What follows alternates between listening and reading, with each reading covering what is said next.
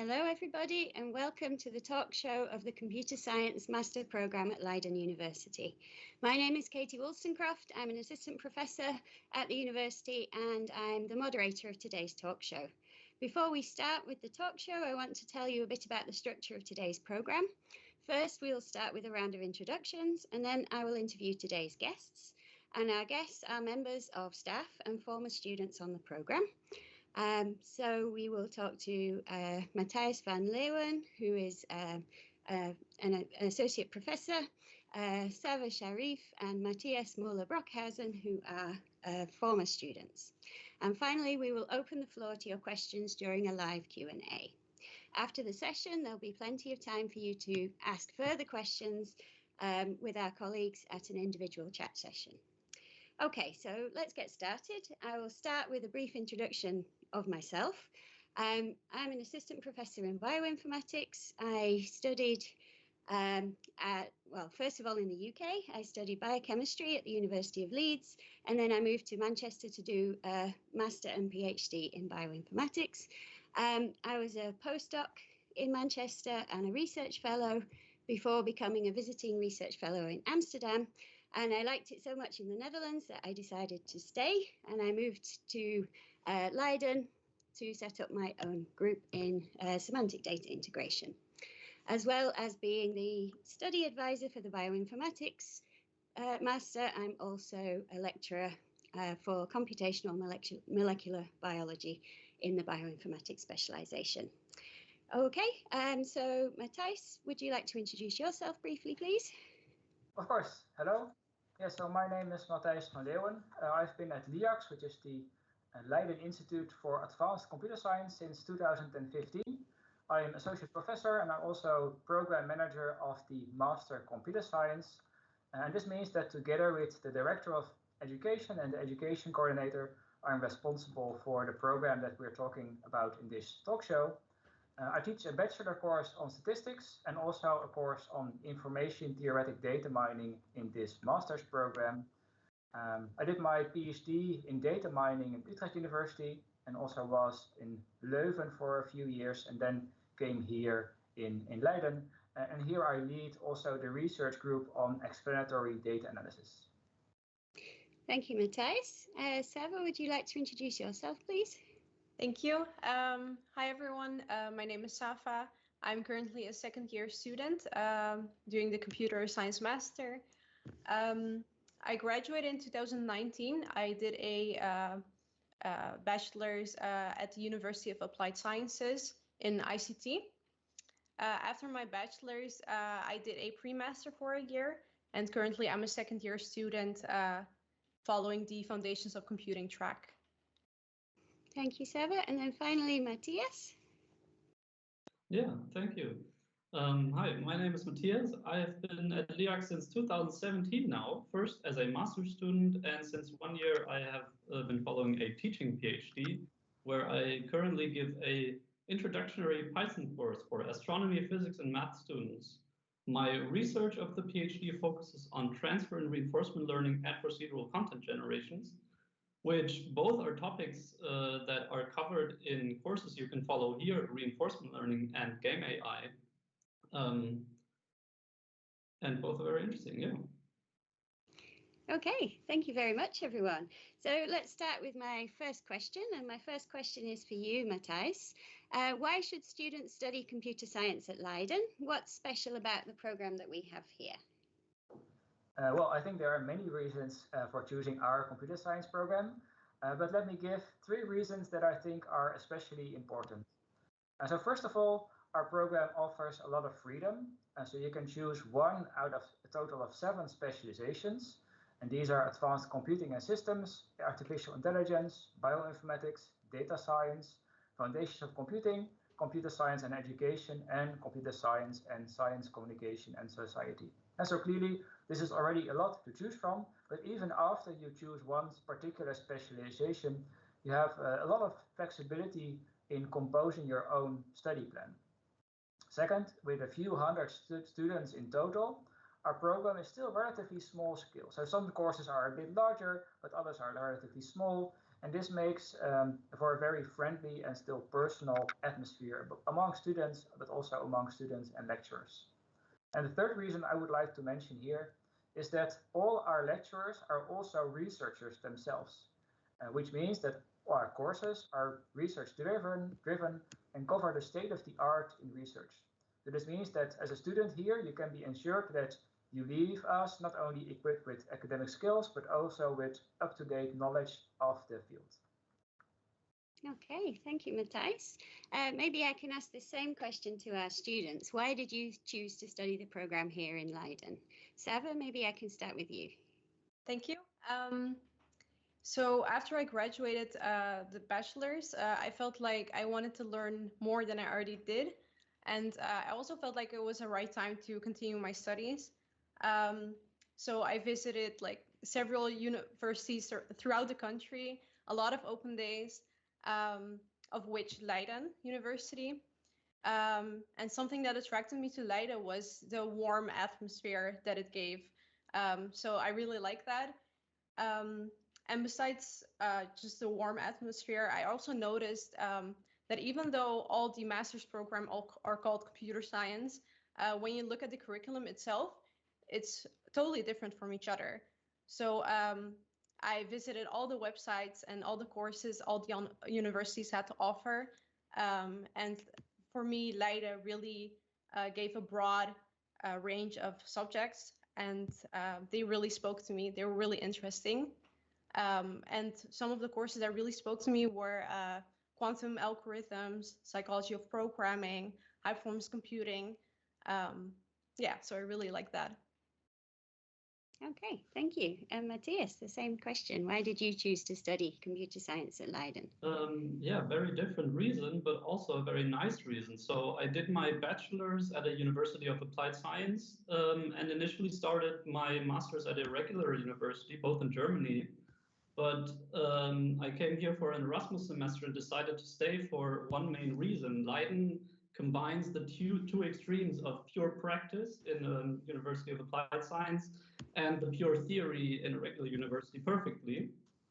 And the way that you prospective students would experience this is, in practice, is that there are many cool and interactive assignments during the semester that force you to practically apply the theory that you are looking at during the class.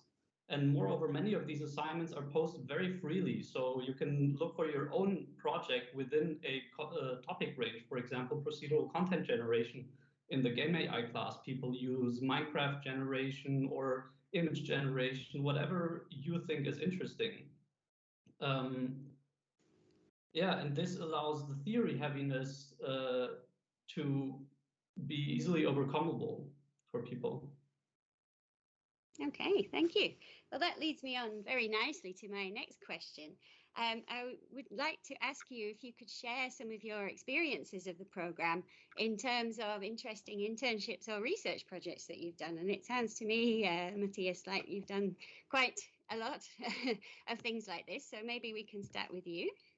Yeah, I mean, outside of the classes, there was the research project for 3 months. That was I did in a Concertgebouw in Amsterdam, where they record performances, and they have nicely network controllable cameras, and they have a schedule, and they would like to automatically run the cues to the camera, which they are currently doing manually. So that is what I did in my research project. And for my master's thesis, that was a project of passion and heart. I wrote 3 different AI agents for my previously favorite board game, Tetris Link. It was an amazing and consuming experience that even turned into my first scientific publication.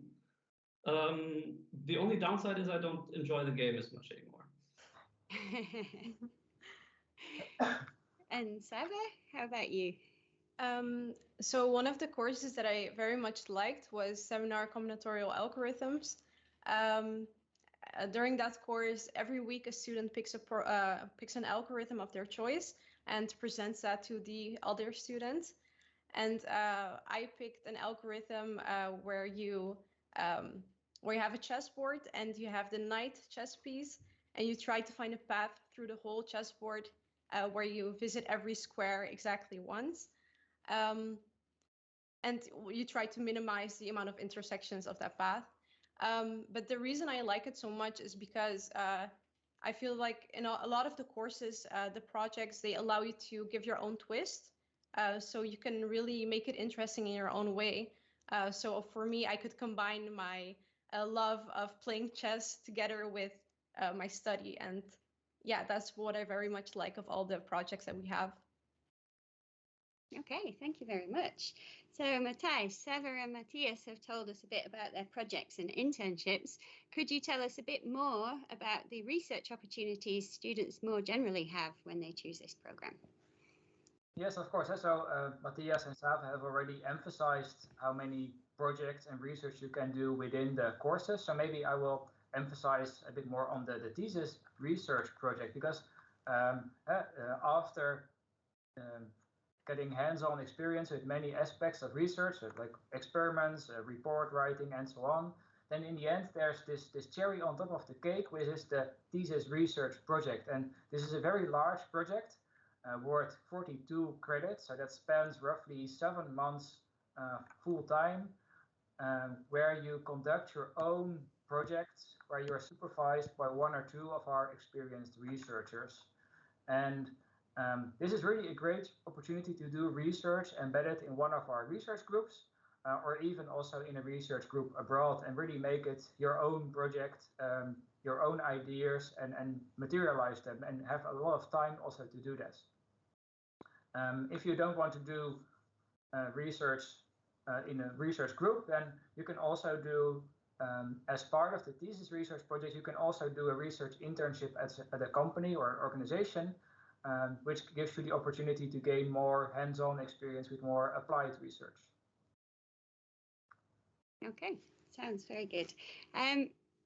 Now I would like to talk a bit about the challenges that you may have to overcome if you're going to study here. So I would like to hear from our students again. Matthias, looking back, what kinds of courses and projects did you find particularly difficult? That's an excellent question. Funnily enough, the one course that I actually feared, because the slides look way too theoretical and mathematical to me, was the class taught by our dear colleague Matthijs here, named Information Theoretic Data Mining.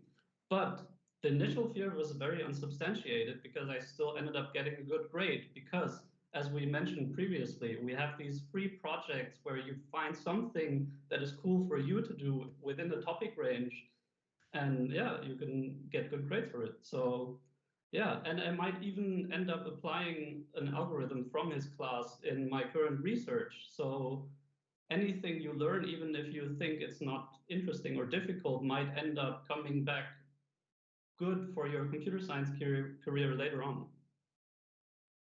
Okay, and Sava, same question to you. Something for me that was challenging is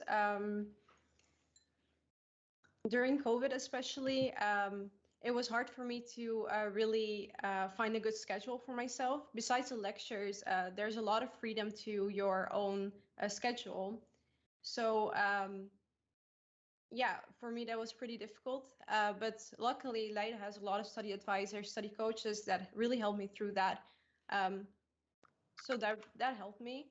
And besides that, in terms of struggling with course material, I think that the lecturers themselves, they really give an open expression. So you could really, if there's something you're struggling with, you could always send an email. You can ask during the class, after class. They always help you out.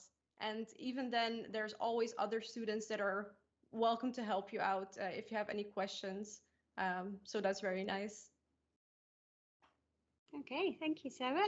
Matthijs, based on your experience, what do you see students struggling with more generally in the program? What do you think are the biggest challenges? Yeah, so here an important point is that what we see some incoming students struggle with, so new students, is that some students realize that they have deficiencies only after starting their studies here. And this is a bit troublesome, as the pace is typically quite high. So each semester, students usually take 5 courses. Each course has some kind of project, as we've talked about extensively now. And this makes it very hard to catch up on certain knowledge or skills while studying if you don't have them beforehand. So it's really important for you to know as prospective student what we expect from you. And we expect students to have knowledge on topics such as data structures and algorithms, to be fluent programmers in at least Python or C++ already before you start your master's program. So the admission criteria also reflect this, because you're expected to have a bachelor degree in computer science. But to help you to make this even more explicit, what we expect and how this is different for the different specializations, actually as of today, we have new content on the website. If you go to the Master Computer Science and one of the specializations, you choose About the Program. This now contains a section, Are you ready for this program? And here you can see for each specialization the most important prior knowledge and skills that are expected for that specialization. So I strongly recommend to look at this, to take this into consideration when you choose your specialization before you apply.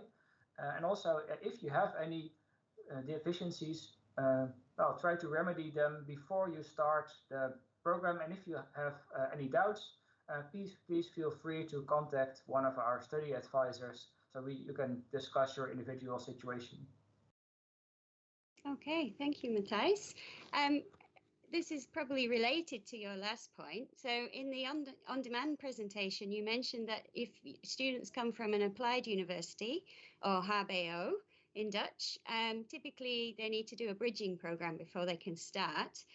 Do you have any recommendations for that? Yes, definitely. So in that case, it's very important that you contact the study advisor as early as possible, at least 1 month before the application deadline that you're considering to apply. And the reason is that this gives time to look into your personal situation. What is your background? What are your skills and knowledge? So that we can compose an individual bridging program for you before you apply. So that way it can go very smooth, because if you apply without consulting the study advisor and you come from a HBO, applied science university, then this will likely result in a rejection. And this is, of course, would be a pity. So it's better to avoid that. And in terms of timing, when is a good time to approach the study advisors? How long does it take to determine whether you need a bridging program or not? Yeah, so like I briefly mentioned, like 1 month before the deadline. So there's for February and September starting moments. There are 2 deadlines. I don't recall them by head, but they are clearly on the website. And I would recommend contacting the study advisor at least 1 month before that deadline. If you have decided earlier already to apply, then please do so, because otherwise the study advisors get like many requests at the same time, which may make it more complicated to handle quickly. But at least one month in advance, so that there's time to schedule a meeting to discuss your situation and to compose this individual program. Okay, thank you, Matthijs. Maybe Sava can add to that, because I think you went through that procedure, right? Yeah, exactly. For me, I already knew very early on that I wanted to continue studying at the university. So first I took a look at the website, and then indeed it said contact the study advisor. And I did immediately. I think it was well before the 1 month, but it's nice to be as early as possible so you also know what to expect for yourself. Okay, thank you. So thank you everybody for giving your opinions about our program. I think it would be nice if we took some questions from our audience, although I don't see any questions on the presenter wall. If you go to messages, there are actually already some. So for the audience, please ask your questions there. I see there's already 5 of them. So starting with the bottom one, that was the first one, is hello everyone, what specializations have you chosen? So maybe Sava, I think you briefly mentioned it, right? But you can maybe repeat it for the audience, and maybe say a few words about what topics it covers? Yeah, so the track I've chosen is Foundations of Computing. At first, I didn't really. For me, it was hard to really pick one because everything sounded so interesting. But eventually, I chose Foundations of Computing. There, the focus is very much on the fundamentals of computer science. I know that sounds a bit general, but yeah, I don't exactly know how to explain how programming languages are made, how you can express them mathematically, but also how to write your own computer program, the psychology behind it, how to improve performance, compiler construction, things like that. Yep, okay, thank you. Matthias, I think for you the situation is a bit different. Yeah, I did a general computer science master that was not a specific specialization. So I actually didn't take any of the classes that Saba mentioned, although they all sound very interesting, and I would have loved to visit them because I actually extended my master quite, I think, almost 1 year because I just wanted to take more classes because there were still interesting classes. All right, thanks. So then there's a question, is a pre-master obligated for someone with a HBO bachelor? So yes, with a HBO degree, you should contact the study advisor because, well, in pretty much all cases, it's mandatory to do a pre-master or bridging program. Katie, if you found it, feel free to interrupt me, otherwise I will just continue. I'm still looking. Carry on, Matthijs. Sorry about The next question is, I would be curious to hear how many students per program there are, how many candidates there were applying to each, and finally, besides the basic requirements, what criteria would allow applicants to stand out in front of the board of admission? Okay, so let me start with the last question.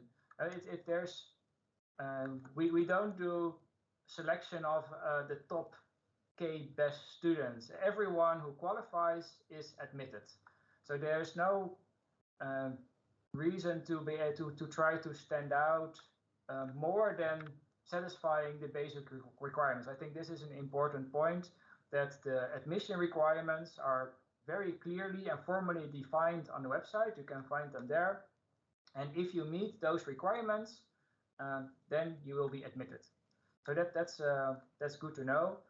Then how many candidates were there applying to each of the specializations? I'm not sure. These numbers, we get many people who apply, but also many people who apply to many different universities, get admitted to several one and then choose one. So these numbers, I think, don't say a lot. But the question, how many students are there per specialization, I can imagine that this is interesting. So for the previous year, so that's 2020, 2021, we had 118 students starting in total, and that's September and February starters together. And then, yeah, there were almost 20 in advanced computing and systems, roughly 40 in artificial intelligence, about 20 in bioinformatics, about 30 in data science, 6 in foundations of computing, 1 in science, communication, and society, and 3 in education. So this gives you ballpark figures of the approximate sizes of the different specializations. And there's a related question to that. When do you choose your specializations? When you apply. Yeah, so right at the beginning. Yes, exactly, yeah. So if you change your mind after you've started, is it possible to switch to other specializations? Yeah, so indeed, you can actually apply, I think, also to 2 or 3 specializations, and then you can be admitted to all, but then you need to choose one before you start, so before the first week of September or February. And if you decide to switch afterwards, yeah, if you do it in the first week, it's typically relatively easy.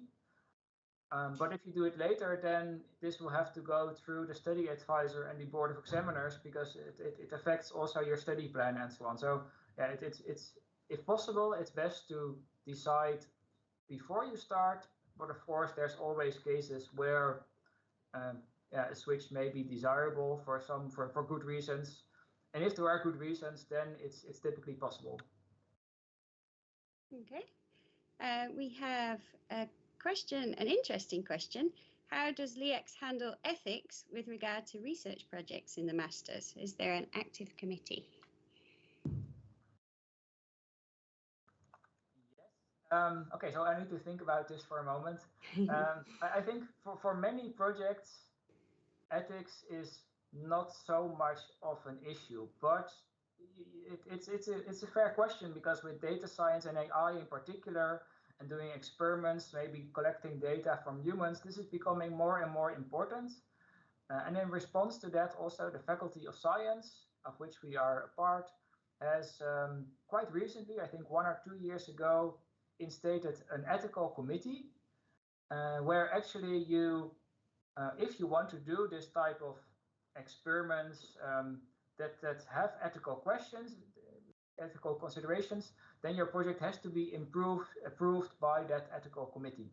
So yes, in that sense, it's taken into account.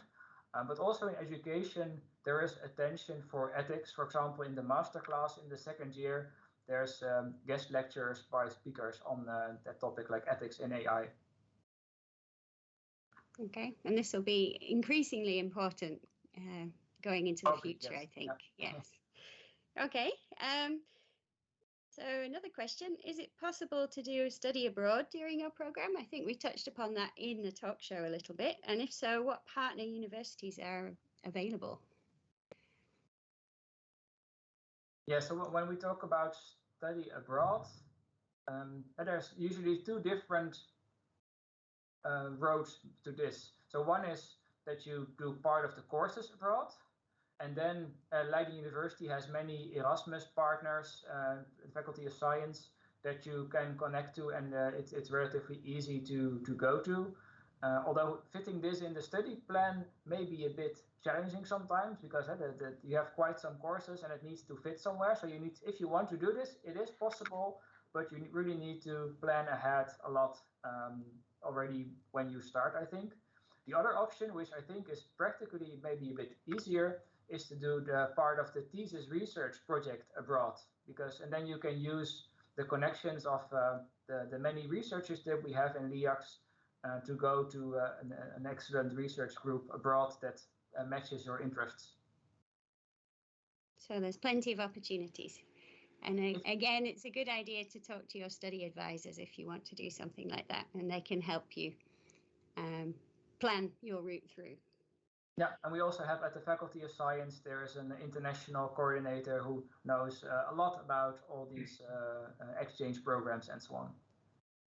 Okay. On that note, it might also be good to add that Leiden is one of the most international cities one can be at. I have not been in a place where I've met more nationalities that I've not known before, and they all are here at Leiden University.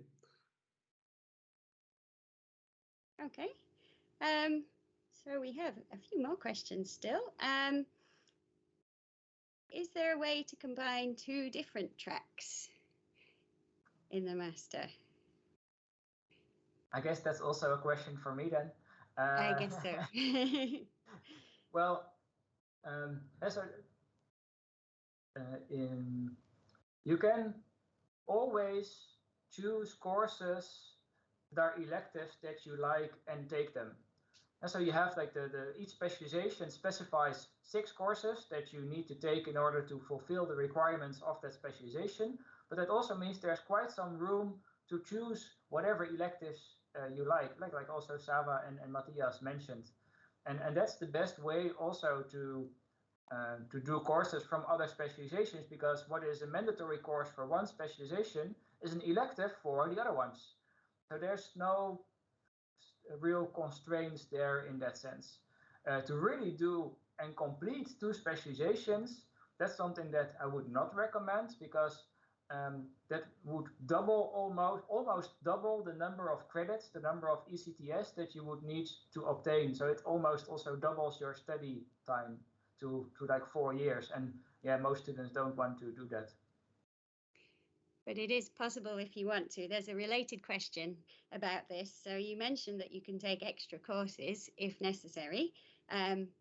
So if you do that, is that the only consequence? Your master gets longer? Well, but if you choose to do 2 specializations and get like 2 degrees for both of them, then this would double your study, your program. But if you want to do more courses than is required for 2 years, then you could do some of them extracurricular and have them listed also on your diploma. That's possible. But that also would probably lengthen your study because, well, maybe you can also ask Sava and Matthias, but what I hear from most students is that having 5 courses at one time with projects and so on is already quite intense. And maybe Sava and Matthias can indeed say a few words about how heavy the workload is. Yeah, so as you said, indeed, the normal amount of courses is already pretty intense. However, I do know a few people who are they really enjoy learning new things. I actually knew someone in the first year and he took 12 courses in one semester. It is possible, but it's totally up to you whether you want to put the time and effort in that.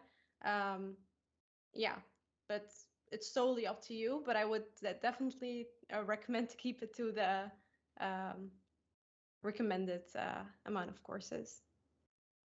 It also really much depends on the kind of course you follow. For example, there's the social network analysis class, and it's just a very broad and big topic. And you, I don't know if that's still done, but you get a Twitter data set and you have to parse the data first and then do social network stuff with it. So yeah, there's just a lot of stuff you have to do in many of the classes, and it can take a lot of time. Yeah, the 2 extra semesters I mentioned, I only did 3 classes, so I can focus on really good projects. Okay. So we have some slightly more specific questions here. Is a background in the mathematics bachelor adequate for the AI specialization? Probably not, but it depends. And so we don't only look at the name of the degree, like if it's mathematics or whatever. So with a degree in computer science or artificial intelligence bachelor degree, then you're automatically admissible. So then you're admitted. If you don't have one of those degrees, then the Board of Admissions looks at how many courses or how many credits you've done during your bachelor in computer science. And if you have done at least 90 credits in computer science courses, then you're also eligible for admission. If you fall short of those 90, but you have 60 or 70, then you could do a bridging program, a pre-master to compensate for the deficiencies. So it really depends on if you have done mathematics with programming, algorithms, and so on as part of the bachelor, then it could be possible, maybe with a pre-master program. But the programming and other sort of computer science foundations are really important because we build on those in the master program and assume one to have those. And then and maybe I should briefly refer again to the expectations that are now on the specialization websites, like what is the most important prior knowledge and skills that we assume you to have. That is listed now on the website, so you can get a better feeling for what is expected before you start. But I agree with Matthias that programming is the most important one. For example, because you said AI, the first class that I think of is Wojtek's neural network class, where although you learn a lot of math, you have to implement it in Python and hand it in to show that you understood it. So you're not going to write down a mathematical proof or something. You're going to write Python code. Yeah, we've had a related question about this. So I think this person has maybe enrolled in the bioinformatics track, so perhaps it's a question for me.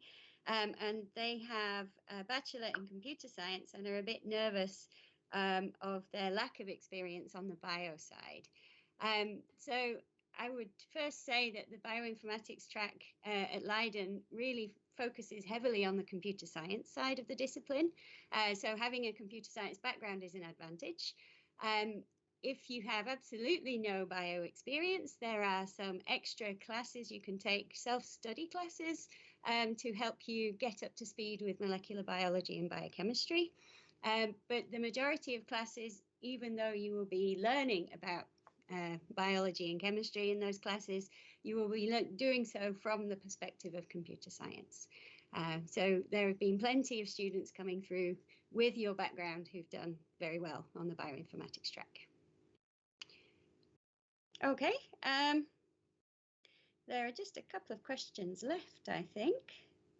Oh, do you have an honours programme in the master? That's quite a nice question. Matthias, I think maybe to you. Yeah, I think the answer there is no.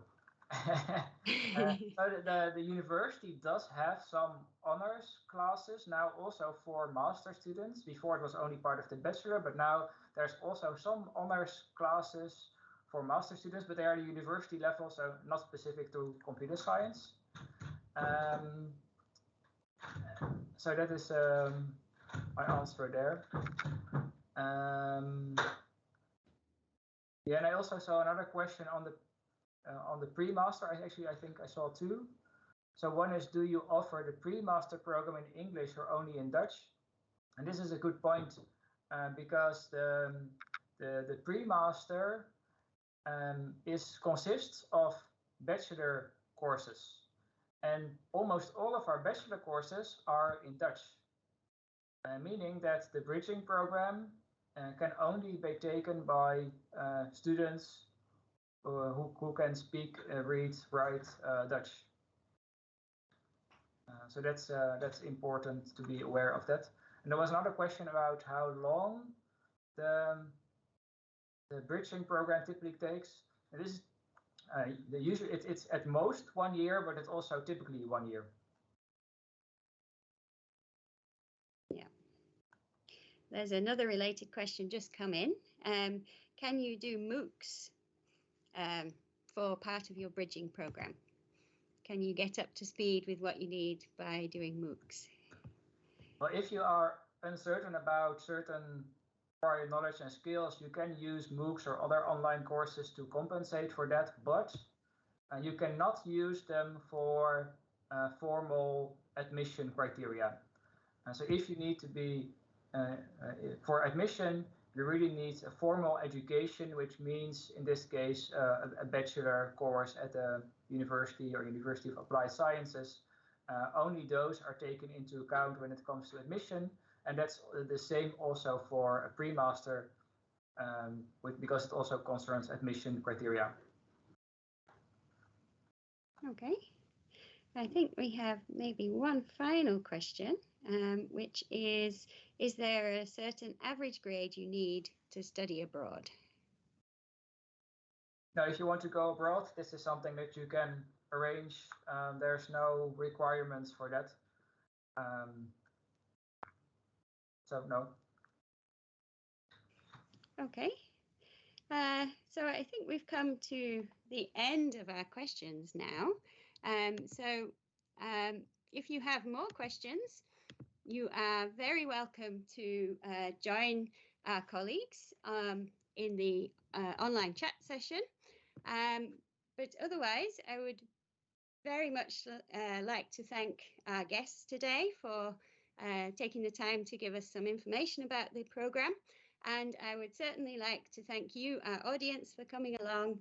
And I hope that this session has helped you understand the program better and also helped you make your decision about your next step in your academic careers.